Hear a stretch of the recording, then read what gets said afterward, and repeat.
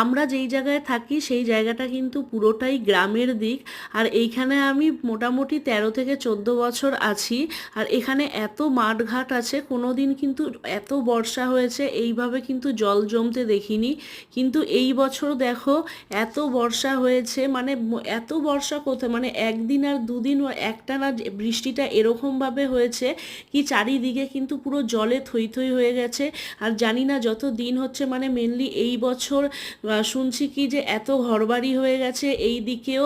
আর plus নদী মানে নালাগুলো এইভাবে মানে বন্ধ হয়ে গেছে, অনেক নালা, যার ফলে জলগুলো ঠিকঠাক পাস করতে পারছে না। দেখো বৃষ্টির ফলে আমার বাড়ির সামনে মানে একদম জাস্ট মেন গেটটা খুললেই জল। তারপর দেখো এরকম বিড়ালগুলো সব বেরিয়ে এসছে, ওদেরও থাকার জায়গা নেই, কেন কি পুরো মাঠে সবার বাড়িতে একদম বিচ্ছিরি। ইভেন রাস্তাটাও এই দিকটা একটু উঁচু আছে বলে দেখো জল জমা নেই, কিন্তু ওই কোনার দিক থেকে পুরো জল জমে